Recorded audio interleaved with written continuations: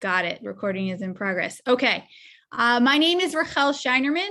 I edit My Jewish Learning and the Daily Dose of Talmud, and I am really delighted to be joined today by three of our experts and writers.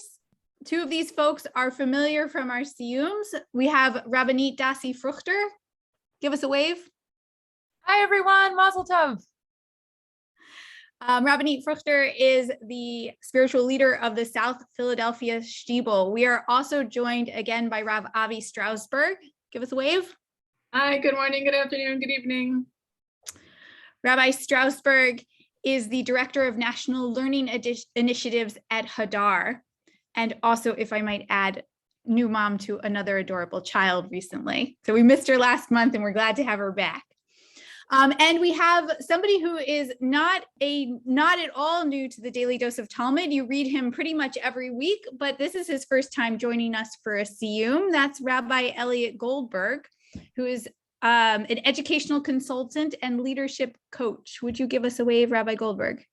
Hi, everybody. Welcome. Excited to learn with you today. And we're so excited to see all of you, new and familiar faces both. This has been quite a tractate. We are in the midst of Seder Moed, which is the order of the Talmud that deals with holidays. And this kind of is an interesting contrast to what we've been reading so far, because it deals mostly with days that are not fixed, like Rosh Hashanah or Yom Kippur or Pesach, but days that are declared spontaneously. And it also is not so much celebratory as disaster oriented. It deals with what happens when the community faces certain disaster and needs to declare a fast. So it's kind of an interesting contrast to what we've been studying so far. And it also has more stories, I think, per page than anything we've read so far. Tell me if I'm wrong. What do you guys think? It seemed to me like we had a high density of stories. So it was a really interesting little tractate, and we're excited to finish it out with you today. As usual, please go ahead and tell us in the comments what you loved about this tractate, what you wrestled with, and what you thought was particularly interesting. And if you have any questions for our experts on the panel today, we'd love to have a chance to see what's on your mind and respond to some of your comments. And while you are doing that, I am going to go ahead and hand over the microphone to we're going to start with Rabbi Strausberg today. All of our participants have prepared teachings from the tractate for us. As you know, if you've been here before, each participant is going to prepare a little teaching from the tractate. They've all picked different ideas and topics to think about. And so Rabbi Strausberg, why don't you start us off? Okay, thank you very much. Just if you are a visual learner, I shared in the chat the couple of texts that we're going to be looking at, so you can go ahead and open it up, or you can also just stay with me and I'll take you through it. So as Rachel was saying, one of the key questions of this tractate is, how do we as a community, how do we as individuals face a crisis? What do we do? This is a particularly poignant question this year and for the past couple of years, given what's been going on with our communities and the pandemic. But one of the questions that for me that came up is, what do we do? How do we find power when we are powerless? What do we do when we feel helpless? And the rabbis suggest a couple of answers that might be the answers that we expect, especially given that the tractate is called Taanit, a fast. Some of those answers, what do we do when we are in crisis? We turn to God, we call out in prayer, we blow the shofar, we fast, answers that you might expect if the community is really in crisis. But one of the answers that I think gets hammered home by the series of Agadot, by the series of stories, is an answer I might not have expected, which is, what do we do when our community is in crisis? What do we do when we are feeling powerless? We turn to acts of chesed. And so there are a number of stories that I think lift up this theme of chesed, of kindness, but I wanted to share with you two of my favorite ones. So the first one we're going to look at, this is on Taanit 21a. Again, you have the source sheet in the chat if you want it. I also just want to flag for you, in the Hadron, we're going to talk about the Rafram Bar Papa, all the papas, and we actually have Rafram Bar Papa in this text. So if you're wondering Who are all those papas? We're going to meet a papa here. And the context to this Gemara here is that the Mishnah has just been talking about what do we do when there's pestilence? What do we do when there's plague? What do we do when there are crumbling walls? And the answer is, one of the answers is, what do we do when there's crumbling walls? Either you sound the shofar or some sort of alert, some sort of calling out or prayer, or you have the fasting. So the question is, what do we do when there's crumbling walls? And then after the fact, we have some sort of response. Rav Huna in this text is going to suggest a different approach. So here we are in 21a. So Rabbah said to Raphram bar Papa, let the master tell us some of those fine deeds that Rav Huna performed. What is so great? What is so amazing about Rav Huna? And he says to him, I don't remember what he did when he was young, but of his old age, I remember. So here's the key. On every cloudy day, they would take him out in a golden carriage, and he would survey the entire city. And he would command that every unstable wall, every crumbling wall be torn down. If the owner was able to build it again, Rav Huna would tell him to build it. And if he was unable to build it, Rav Huna would build it with his own money. So the key to the story here is, whereas in the Mishnah's answer to what do we do with crumbling walls, we fast or we sound the shofar, here in this story, Rav Huna doesn't wait for the walls to crumble. Rav Huna doesn't wait for the crisis to happen. He uses his position of privilege, he uses his position of power to go out in his golden carriage and make sure preemptively that there are no walls that are going to crumble, that no one is in danger, that no one is left vulnerable. Of course, something that I think is a highlight of the story is, how does he go out? He goes out with his servants, he goes out with his golden carriage. Clearly, Rav Huna is a man of means that has the ability to go out and tear down these walls and pay for them to be built up. But one of the answers of this text here is, what do we do in crisis? We don't wait for the crisis to happen. We preemptively, we proactively see what are the stress points in our society, who might be hurt by it, who is vulnerable, and then using our privilege, using our power, we make sure that doesn't happen.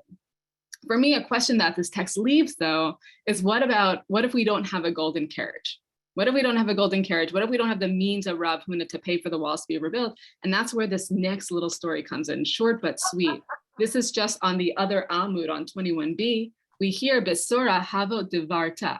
Once there was a plague, there was a pestilence in Sora, but in the neighborhood of Rav, specifically where Rav was living there was no plague. His was somehow exempt from the plague.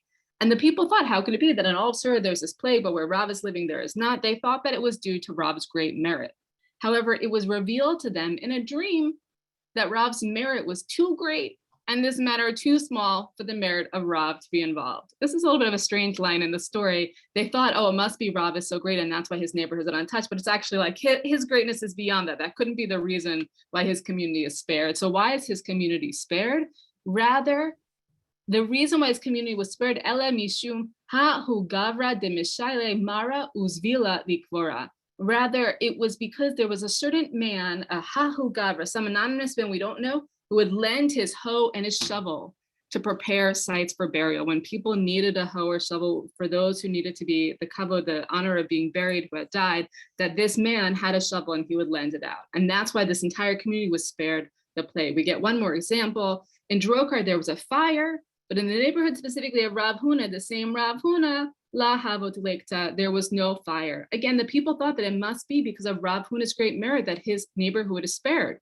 It was revealed to them in a dream that this matter was too small for the merit of Rav Huna. It couldn't have been because of Rav Huna. Rather, what was the reason why his neighborhood was spared? Again, Ele mishum hahi itata de mechamama tenor umishayla leshivavute. Rather, again, when the other story we had, it was Hahu Garva, this anonymous man. It was this anonymous woman, Hahu itata, this anonymous woman that would heat up her oven and she would lend it to her neighbors who need it. That in both of these stories, there are these there are plagues, there's fires, these major acts of crisis. We think it's going to be because of the greatness of the rabbis that these neighborhoods have spared, but it's actually because of these small individual acts of chesed of the anonymous man, of the anonymous woman, that they had. What did they have? They had a hoe, they had a shovel, they had an oven. That I think, whereas in the first Rav Huna text, Rav Huna is calling us to use our power and privilege to look out for the vulnerable, but lest we say, well, I don't have the privilege and power of Rav Huna, these stories are teaching us you don't need a lot of money. You don't need a golden carriage. You don't need to be able to rebuild the walls of the city. Sometimes you just need a hoe. Sometimes you just need a shovel or an oven, whatever those things are that we have in our homes.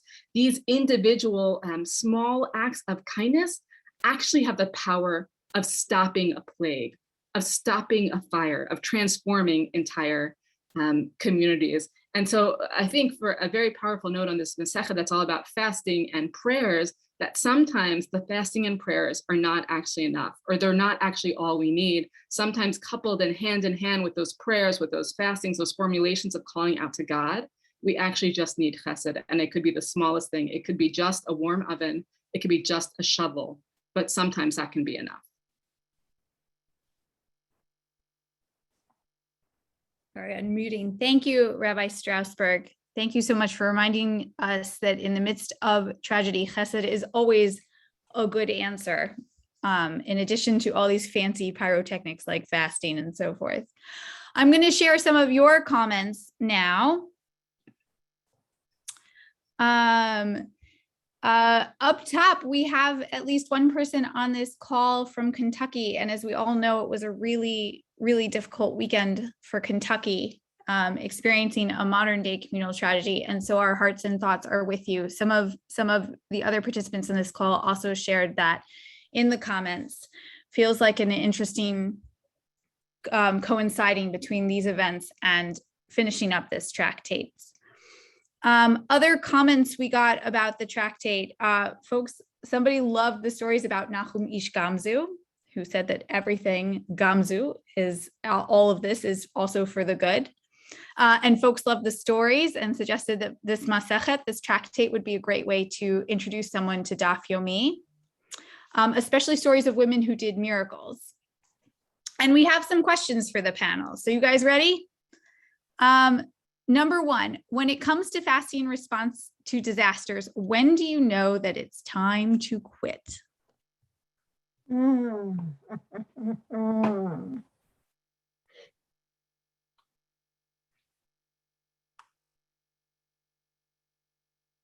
Well, you know what's interesting about the Honi story is that he in that story, when he's praying for rain in the circle and he gets too little rain and he says to God, keep going. This is not adequate. Try again. And then God sends too much rain and Honi says, no, I don't want a flash flood. Hello. And so then God sends an adequate amount of rain. Honi decides he's done. It's all good. And then, as we all remember what happens, it keeps raining and raining and raining and raining at that nice steady pace. And then it's too much rain. So it's tricky. It's tricky to know exactly when things have turned around. I think that's a really interesting question. It takes me back, both the question of how do you know when it's time to stop praying for the rain or when it's time to stop fasting, but also how do you know when it's time to start as well is also a question that the Mishnah, the Masechah takes up. The question in this Mishnah in the third parak, the third chapter, the fourth Mishnah of what is considered a pestilence, what's considered ezehu, dever, irham, whatever, you'll see yourself, but what's considered a plague, and then it's defined by a number of deaths. So both the question, and I felt this past couple of years with COVID, at what point do you realize you're in a pandemic? At what point do you realize that you're actually in something that's serious enough to require a community global wide response? And then the other, sometimes it took a while, right? It took like the first few weeks, we thought we were in something smaller. And then finally you realize you're in the midst of something when you're already in it. But then your question is so interesting, the parallel of when do you know when you're out of it? And I feel that right now, even in the language, we're still talking with, sometimes I find myself saying, during the pandemic, as though we're not in the pandemic, but we're still in the pandemic, that these markers on the one hand, we're returning back to some form of our lives, but it's actually a very gradual process while we're still very much in the midst of the pandemic. And so as we eventually, hopefully, transition out of this, knowing at what point are we no longer in this situation, as you're saying, marked by at what point do we stop fasting? At what point do we stop these prayers? It's a very difficult question and a good one. I think that's the paradox of this Masechet. And if you notice, it's unanswered in the Masechet. The rabbis put in the system of fasts, I think hoping that we can put in a system that moves God to action. And as we saw from what Rabbi Strausberg taught, it wasn't the prayer that moved God to action, right? It's the chesed, it's other moments. But I think the rabbis understood the public fasts don't necessarily accomplish anything. And still, there's a communal response that's supposed to move God and end the suffering. But yet there's an awareness that we don't have the power to make that happen. And I think the question goes unanswered because there isn't a clear answer.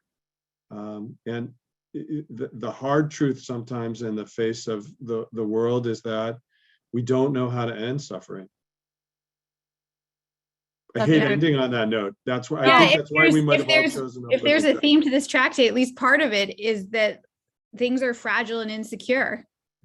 Yeah, for sure. I would love to just reflect on towards the end of the Masechta. We saw that yesterday's Shabbos' daf was so sad. The daf about Tisha B'Av and this moment of the Pirchei Kohanim, the young Kohanim, going up to the roof of the temple and saying, "We didn't safeguard your temple. Take the keys back."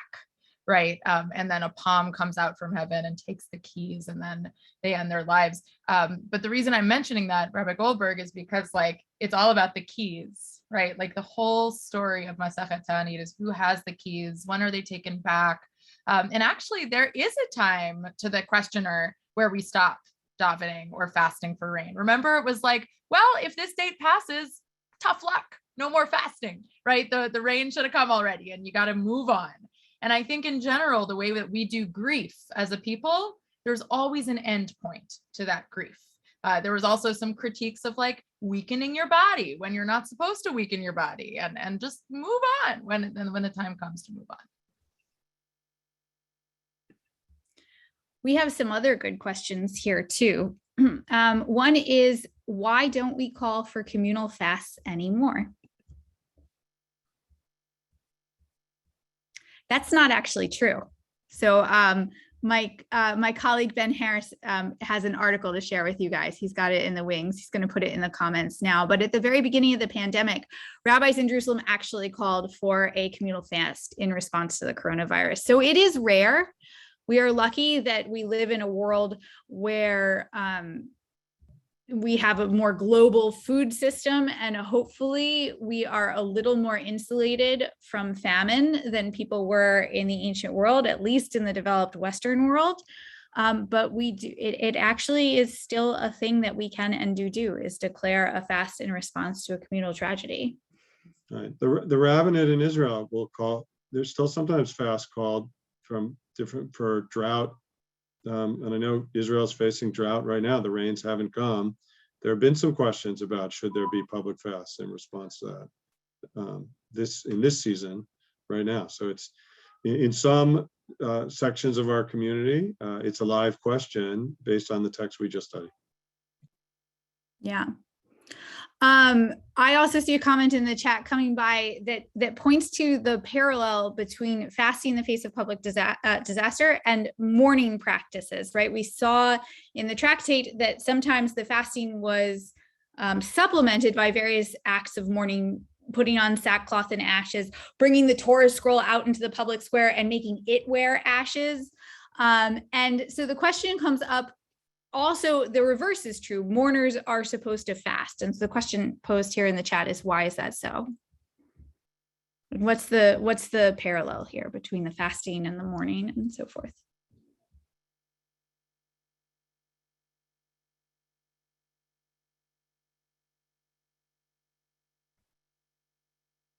I think my teaching, I'm going to talk about brokenheartedness. And I think the point of fasting is to get you to a place, right?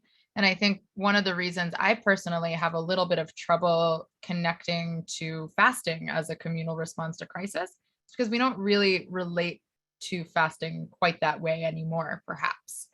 Perhaps we would do something else. And I experienced Tisha B'Av, the 9th of Av, and all the other fast days, including tomorrow, the 10th of Tevet, as something that is supposed to bring up feelings of grief. But at the same time, it's hard to imagine really, really becoming a better person because of a fast day, like Rabbi Strausberg was talking about. But that's the point, right? So it's just something to consider when you are grieving. right? What is happening? You're brokenhearted. It's a way to actually translate some of what's happening spiritually into something physical. And they used to fast on a yurt site, actually. It's what the halacha says. But now instead we bring a l'chaim and some cookies, right? It's like our culture has totally changed around that. Cookies. Thank you all for your really helpful comments and questions. Please keep them coming. We're going to move on to our next teaching. Rabbi Goldberg, what you got prepared for us? All right. I'm shifting my introduction because the conversation has been so rich and touched on some of the themes I wanted to touch about. But in a minute, I'm going to share a story from page 5, side B.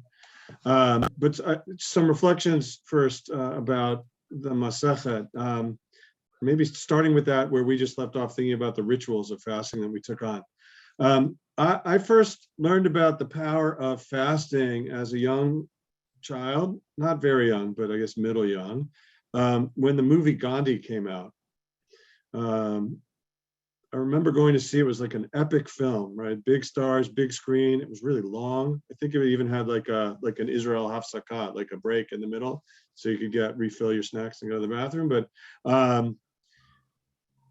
Gandhi used fasts and really powerfully depicted in the movie to try to move the British Empire, right, and secure independence for his people, for his country.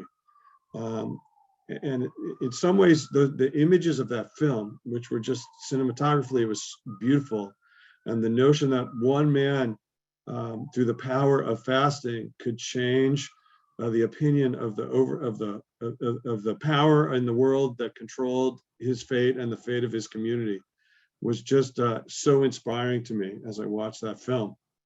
And it struck me that fasting, denying yourself sustenance, can be a tool to push for change. And for me, that's the metaphor in some ways. Well, not right, it's anachronistic to say that's the metaphor that the rabbis had, but I think the rabbis are thinking about how public fasting can cause a change in the reality in the world to relieve the suffering that we're experiencing, whether it's drought or starvation or disease or some other calamity. I think the difference between what was depicted in that film and what we're talking about here in the Masechet is when the rabbi's notion is that the power that we have to move is God, and not the British Empire. Well, both are powerful in the rabbi's minds, right? Of course, that God is more powerful than the British Empire. And as we talked about earlier, based on one of your questions, some of the question is, do we as a community, by taking on the rituals that we're taking on, have the power to make a change? And do these public fasts, do these communal rituals really change the world? We might all have different answers to that question. For me, in my own theology, where I sit, I don't believe that we, through these rituals, have the power to change what God is going to do.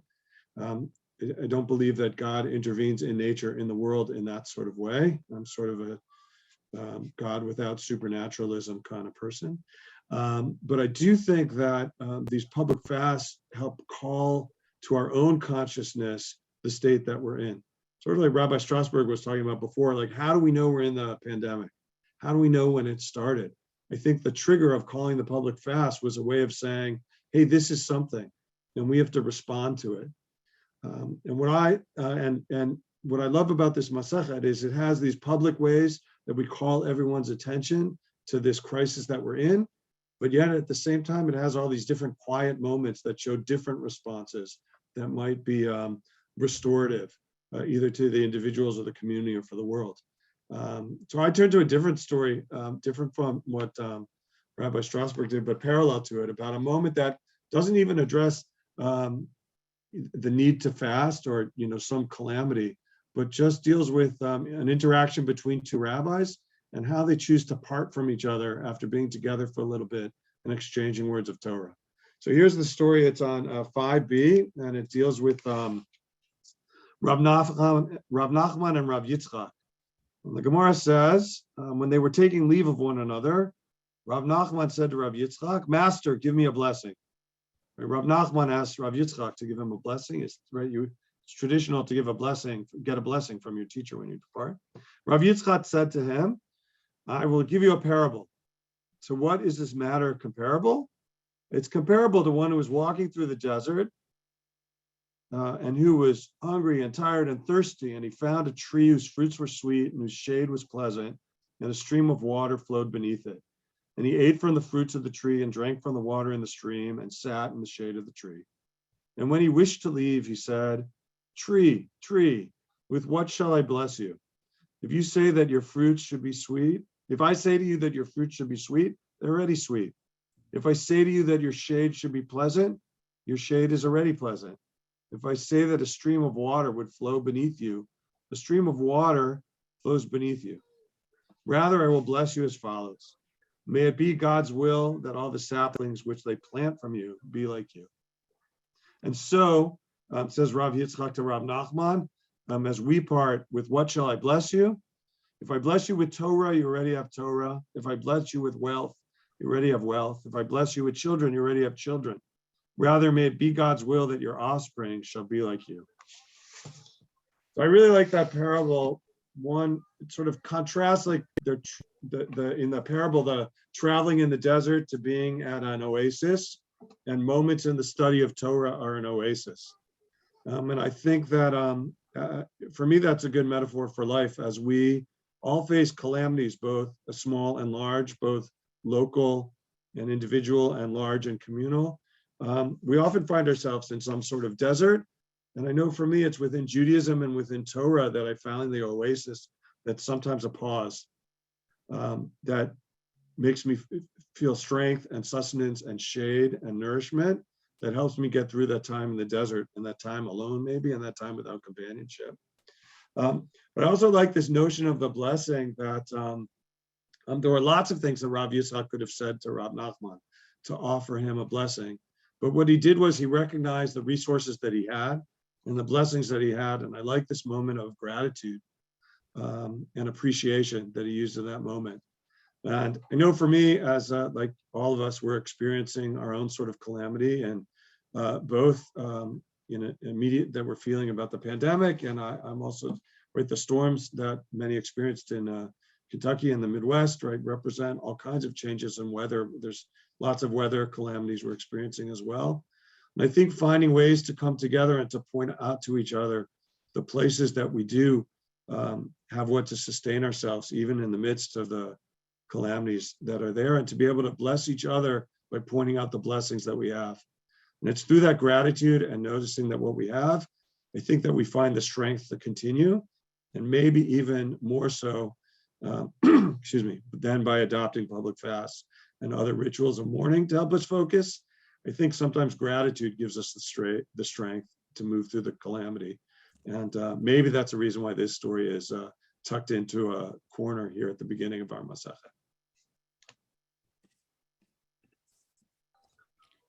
Thank you so much, Rabbi Goldberg. We are, oh, I'm sorry, too many things beeping. We have a lot of people who are interested in exploring more this whole idea of the pandemic as a modern example of the kind of disaster for which one would declare a fast, and a lot of interest in whether a fast makes sense as the only thing that we would do in the face of a pandemic. Can we declare a fast and skip masking, vaccinating, social distancing, hand washing, vitamin D dosing, whatever else we're doing to help prevent this pandemic? And a lot of people are pushing back on that in the comments. So I'm just going to read a few. We have one comment that says the rabbis stipulate that the first half of a fast day is to be spent examining the community and finding where it has fallen short. So another says that since Taanit can mean self-denial, I think that as a community, we can give up something or give tzedakah as a reminder that there is suffering happening either through plague, drought, or collapsed buildings, etc. And another writer writes that we combine fasting with chesed on Yom Kippur with donations to Mazon. It does seem that fasting was only one tool in the toolbox for the rabbis to respond to a public crisis, and perhaps not even the most important tool. It seems to have had a function more of getting people's attention than anything else. So to add to that, we have a question here. I'll kick this back to our experts. How can we make the fast effective and helpful for others affected if we ourselves are not affected? How would the rabbis answer that question?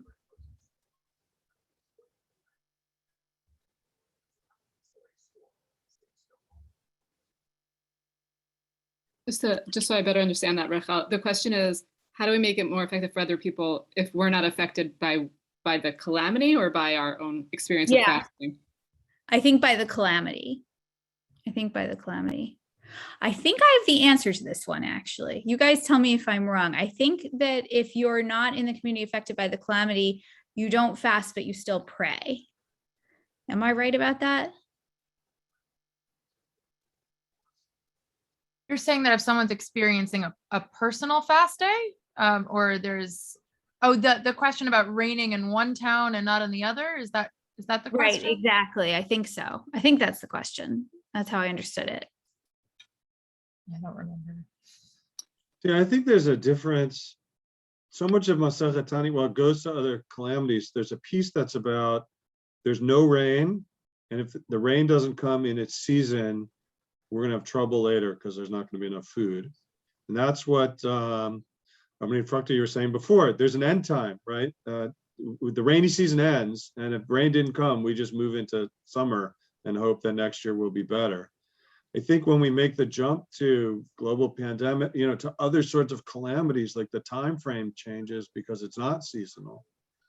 And sometimes that might make a difference in how you respond, right? The global pandemic is a whole different sort of calamity in that it's touching the world where, right, they're not having rain. I guess there could be drought internationally, but I think the rabbis were focused much more on locality. So we've expanded, we're in this really expansive calamity that in some ways is new to what Taanit's talking about, which might mean we need a new response, where we have to use the tools that the rabbis give us in new ways. You're suggesting the rabbis never experienced something that felt like a worldwide crisis? Potentially. The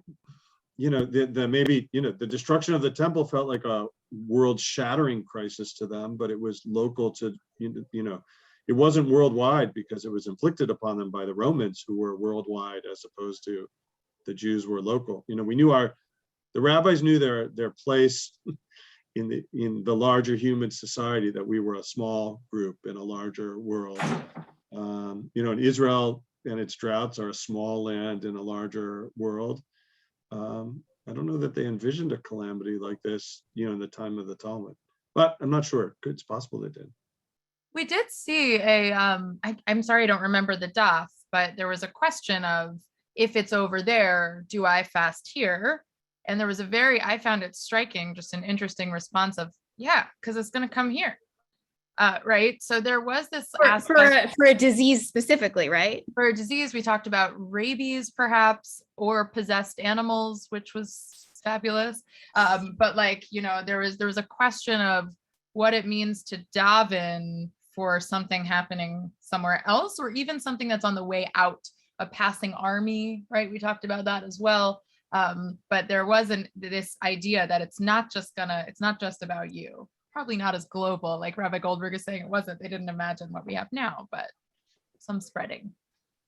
There's the Mishnah, I think that's connected to the Mishnah, that says, like, if the pestilences is happening here but not over there, it's a machlok, there's a disagreement of opinion. That one opinion says if it's here but not over there, then they fast but they don't cry out. And the other opinion is, no, it's the opposite. They cry out, they don't fast. And I think the question on the Mishnah, and I think the question I would ask here is, what's the difference between fasting and crying out or praying, such that there's a machloket, such there's a difference? Like, how do we metaphorically conceive of those actions? One possible answer that I heard from one of my students, actually not from me, is that perhaps fasting is the more individual, self-reflective, taking stock of my actions. How have I somehow, impacted whatever is happening? whereas the crying out is the global turning out response. So thinking of if I'm in a place where it's not happening, what's the correct response? Is it about calling out to other people, or is it about turning inward? Is this coming to me? What should I be doing now? What are the preventative things? Are we thinking about an inward response to crisis or an outward response to crisis? Nice. All right. In the interest of time, we're going to go on to our third teaching, which is from Rabbi Fruchter. So excited to be learning with all of you. I'm really inspired by your words, both of you. And probably what I'm going to share is just more of the same in some ways.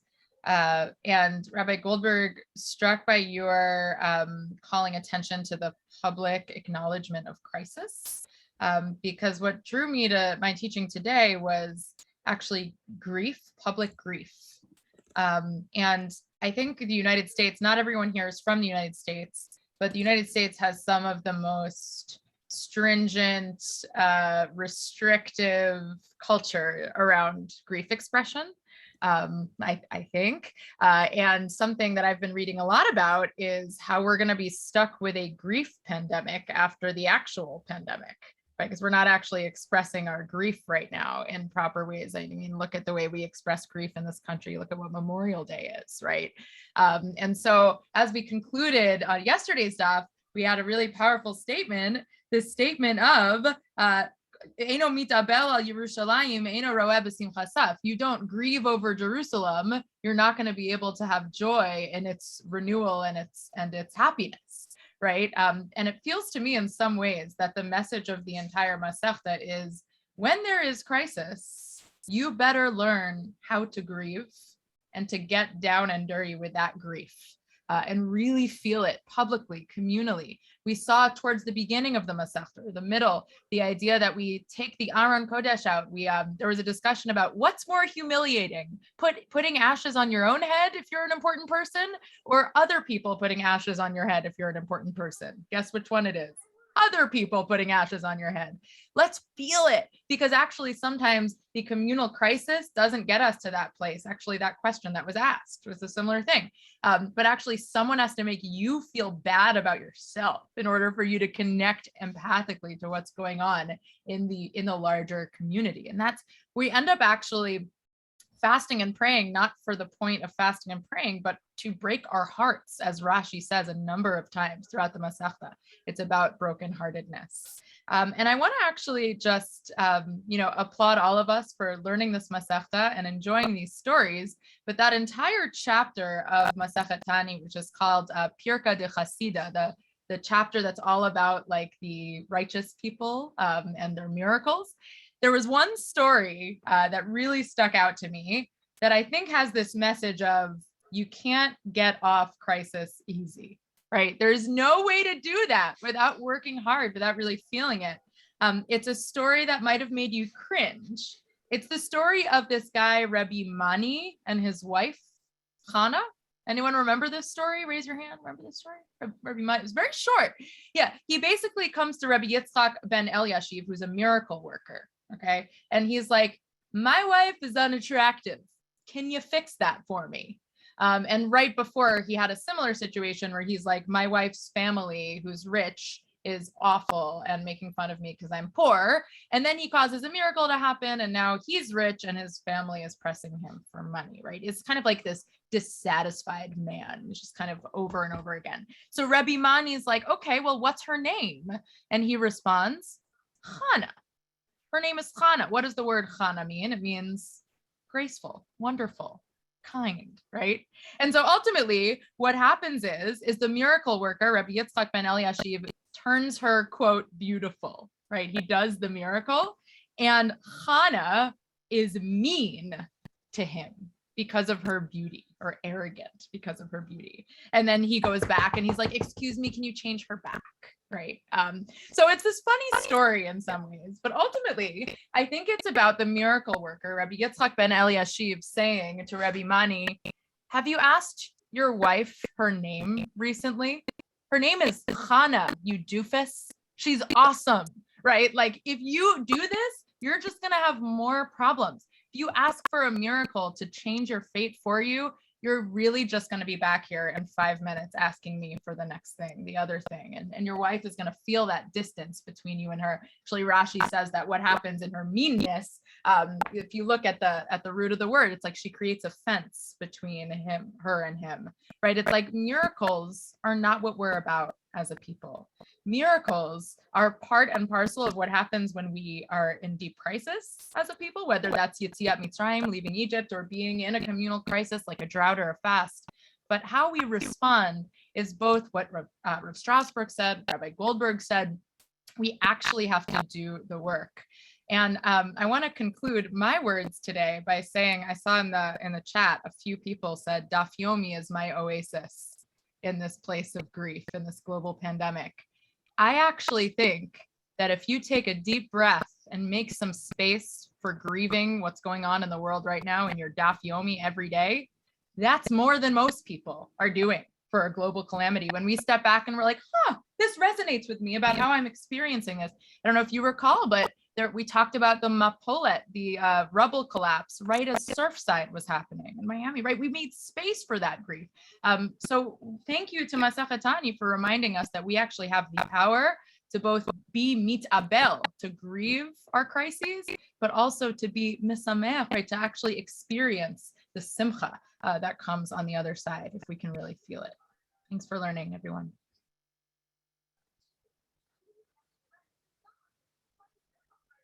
Thank you, Rabbi Fruchter. Let's turn then to just the last few lines of the tractate. My colleague, Ben Harris, is going to throw them up on your screen. What's so interesting is sometimes the rabbis also do know when we need an oasis from grief. And in fact, they end this tractate on an improbably high note. They turn from the days of communal mourning, like Tisha B'Av and some others that are less known, like the 10th of Tevet coming up tomorrow, to Tu B'Av, which is actually a day of rejoicing. And on that day, we learn that the maidens of Israel would dress all in white. They'd borrow garments so they could all have an opportunity to wear white, and they'd go dance in the orchards, and it would be an opportunity for them to pair off. And it's very romantic and a very beautiful image. And then at the very end of the tractate, they actually kick this up one notch higher, this idea of dancing in joy. And these are what the lines say. It says, Ula of the city of Bira'ah said that Rabbi Elazar said, in the future, in the end of days, the Holy One, blessed be God, will arrange a dance of the righteous, and God will be sitting among them in the Garden of Eden. So we're sitting in paradise, and the righteous are dancing, and each and every one of the righteous will point to God with his fingers and say, and it shall be said on that day, we're quoting Isaiah, behold, this is our God for whom we waited, that God might save us. This is the Lord for whom we waited. We will be glad and rejoice in God's salvation. This image that the righteous are safe and secure in the Garden of Eden. They're dancing with delight, and God is right there, so present that we can actually point a finger and know exactly, here is God. This image of complete and utter security and joy, which is pretty much the opposite of everything we've been doing in this tractate. This tractate has really forced us to linger on the insecurity and of the world, and the fact that all of us are vulnerable all the time. And so I think it's really lovely that they give us just a very brief moment to linger on this image of what it might mean to feel completely safe, completely joyful, and completely secure before we, move on to the next tractate. Okay, so let's close out this tractate officially. Rav Avi and Rabbanit Fruchter, would you please recite for us the Hadran, and then we will bring in Rabbi Goldberg to say the Kaddish. Amazing. Yasher koach, everybody. Hadran alach Masechet Taanit, v'hadrach alan. Da'atan alach Masechet Taanit, v'da'atach alan. Lo nitnishe minach masachet Taanit, lo titnishe minan, lo ba'alma hadin, velo ba'alma da'ate. Yehi ratzon milfanecha Adonai Eloheinu v'Elohei avotenu, shetehe toratcha u'manotenu ba'olam hazeh, u'tehe imanu le'olam haba. Chanina bar Papa, Rami bar Papa, Nachman bar Papa, Achi bar Papa, Abamari bar Papa, Rafram bar Papa, Rachish bar Papa, Sorcha bar Papa, Ada bar Papa, Daru bar Papa. Ha'arevna Adonai Eloheinu et divrei toratcha befinu, u'bepipio samcha beit Yisrael. B'niyah nachnu v'tzatzainu v'tzatzai amcha beit Yisrael, kulani yodei shemecha v'lomdei toratecha. Me'oivai techakmeni mitzvotecha, ki li'olam hili, yehi libi tamim b'chukecha, lema'an lo evosh, li'olam lo eshkach pikudecha, kivam chiyitani. Baruch ata Adonai, lamdeni chukecha. Amen, amen, amen. Salah bayet. Modim anachnu lefanecha Adonai Eloheinu Elohei avotenu shesamta chalkenu meyosvei beit hamidrash v'lo samta chalkenu meyosvei kranot she'anu mashkimim v'hem mashkimim anu mashkimim ladivrei Torah v'hem mashkimim ledvarim b'telim anu amelim v'hem amelim anu amelim u'mekablim schar v'hem amelim ve'enam mekablim schar anu ratzim v'hem ratzim anu ratzim lechayei ha'olam haba v'hem ratzim lebe'er shachat shene'emar V'ata Elohim toridem lebe'er shachat anshe damim u'mirma lo yechetzu yemihem v'ani eftach bach.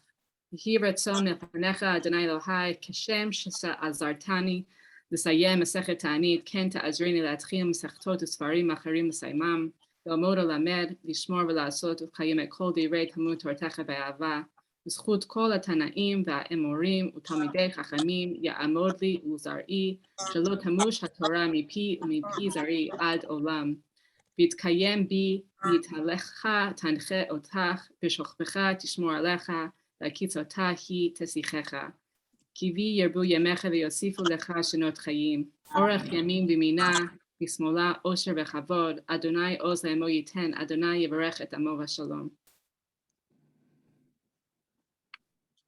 יתקדש ויתקדש שמי רבה.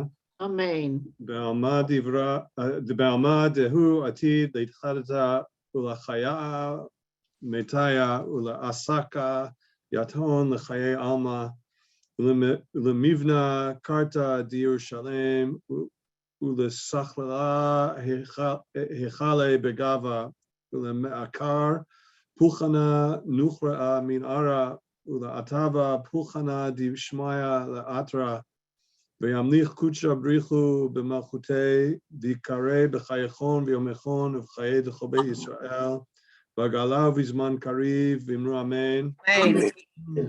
שמי רבה ברך לעולם אומר מיה יתברך וישתבח ויתפאר ויתרומם וינשא ויתהדר ויתעלה ויתהלל שמי דקודשא ברכו לעילא מן כל ברכתה ושירתה תשבחתה ונחמתה דברן בעלמא ואמרו אמן. יהי שלום הרבה מן שמיא וחיים עלינו ועל כל ישראל ואמרו אמן. יעשה שלום במרומיו הוא יעשה שלום עלינו ועל כל ישראל ועל כל יושבי תבל ואמרו אמן. Mazel tov to everybody on the completion of Tractate Taanit. Tomorrow morning, we get to start on Tractate Megillah, which, as the name suggests, is about laws of Purim, especially reading the Megillah, but also, as long as we're talking about scrolls in synagogue, we'll get some material on reading Torah in synagogue. This tractate is also about a month long, and it will actually overlap with the second anniversary of the beginning of this cycle of Daf Yomi. And to celebrate, My Jewish Learning would like to put together a little video celebrating all of you. We have an invitation form. All we ask is like 10 seconds. Tell us your name, tell us where you're from, tell us something you love about Daf Yomi. We'd love if you'd submit videos to us and we will put them together to celebrate all of you. My colleague Ben Harris is going to put the submission form in the comments right now. So please, we would love for you to make those videos for us. Landscape, just 10 seconds. What's your name? Where are you from? We'd love if you'd pick a background that's, more that gives some sense of your geography, whether it be your street or your synagogue or your backyard, or even, a landmark in your area. We'll also have a call out in the daily newsletter for that. So look to the bottom for a link where you can submit your videos. And we will see you tomorrow. Thank you again to all of you and to our participants, Rabbi Fruchter, Rabbi Goldberg, and Rabbi Strausberg. Thank you, everybody. Mazal tov.